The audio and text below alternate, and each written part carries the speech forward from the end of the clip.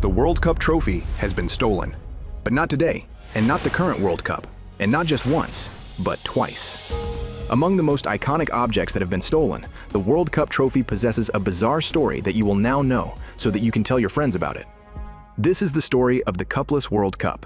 In 1930, FIFA President Jules Rimet launched the first World Cup tournament in Uruguay. To mark the occasion, he commissioned French sculptor Abel Lafleur to create a trophy unlike anything sport had seen.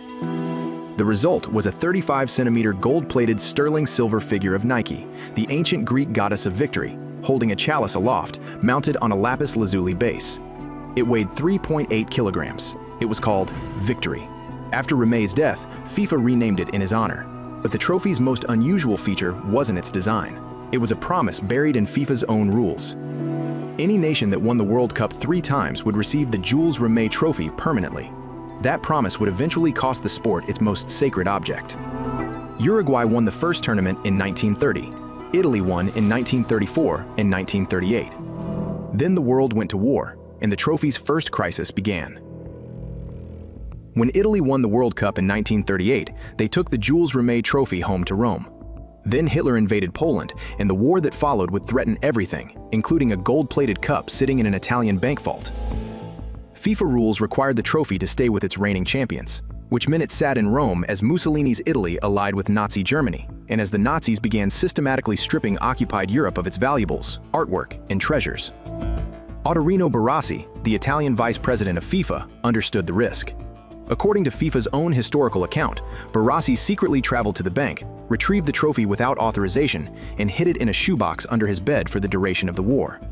He told no one. For years, the trophy sat in a civilian's bedroom while some of the worst atrocities in human history unfolded outside. When the war ended, Barassi handed it back. The Jules Rimet Trophy had survived the Nazis. What came next would be harder to explain. March 1966. England is 4 months away from hosting the World Cup, a tournament the birthplace of football had never actually won. To generate excitement, the Football Association agreed to put the Jules Rimet Trophy on public display at Central Hall, Westminster, as part of a stamp exhibition. 6 security guards were assigned to protect it. On the morning of Sunday, March 20th, between 11 a.m. and 12:10 p.m., the World Cup trophy was nowhere to be found. A thief forced open the rear door of the building, removed the padlock from the display cabinet, and walked out with the World Cup. He left behind a collection of rare stamps worth £3 million. He took only the trophy. Scotland Yard launched a full investigation with almost no evidence. Then a ransom note arrived, signed Jackson, demanding £15,000 for the safe return of the cup. Police arranged a sting operation. Football Association Chairman Joe Mears showed up to Battersea Park carrying a briefcase stuffed mostly with newspapers. The man who showed up, a petty thief and used car dealer named Edward Betchley, spotted a police car nearby and fled. He was caught. He insisted he was only a middleman, that the real thief was someone known only as the Pole. Betchley was convicted of demanding money with menaces. He died in 1969, never revealing who stole the trophy. The Pole was never identified, and the cup was still missing.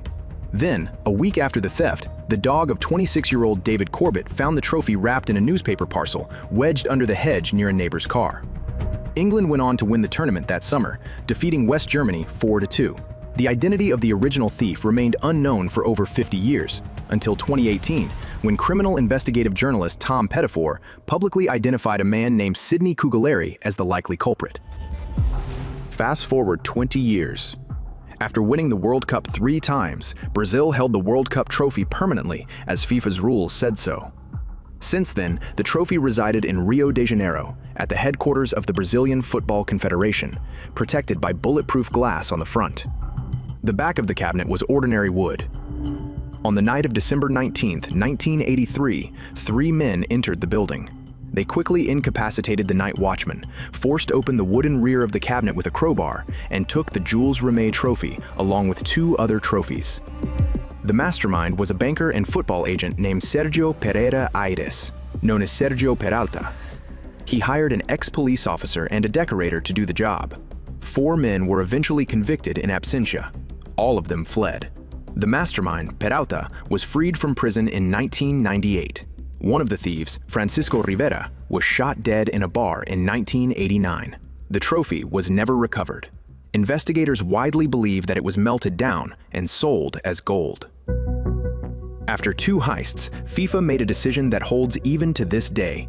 A new trophy, designed by Italian artist Silvio Gazzaniga, was introduced in 1974. It stands 36 centimeters tall, cast in 18-karat gold, and depicts 2 human figures lifting the earth. It's the trophy you see today. But here's the detail that almost never gets mentioned. The team that wins the World Cup does not receive the real trophy. They receive a gold-plated replica to keep. The original stays with FIFA at all times, locked in the FIFA World Football Museum in Zurich, released only for draws and the opening and final matches of each tournament. FIFA learned, after 1983, not to let the real thing out of its sight. As for the Jules Rimet Trophy, the original, the one that started everything, only one piece of it survives: the base. It sits in a FIFA basement in Zurich. But let me ask you something. Did you know these stories? Did you know that the trophies given to the winning teams are just replicas? Many believe the trophy has always been like the one we've seen for many decades now, but we took the time to tell you the actual story. Because this is, at a smaller scale, our mission. We are Big Picture Originals, a brand powered by Brazil Paralelo, driven by a small team that seeks to bring to you high-quality productions that connect audiences with the culture, history, and values that give purpose to life.